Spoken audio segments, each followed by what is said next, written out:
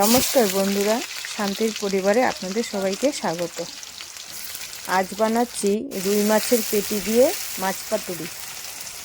গরম তেলে দিয়ে দিলাম কুচনো পেঁয়াজ, সাথে দিচ্ছি টমেটো এবং কুচনো কাঁচা লঙ্কা।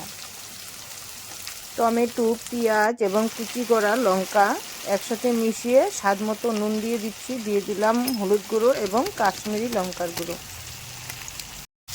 এবার সবগুলোকে একসাথে মিশিয়ে ভেজে নিচ্ছি। এই রান্নাতে অবশ্যই সরষের তেল ব্যবহার করবেন। এবার দিয়ে দিচ্ছি ছোট ছোট করে কেটে রাখা মাছের পিসগুলো।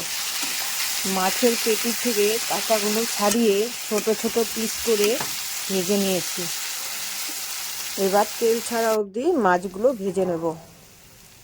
মাছ পাতুরি হয়ে গেছে, এবার ধনেপাতা ছিটিয়ে নামিয়ে নেব। আজকের ভিডিও এতটুকুই।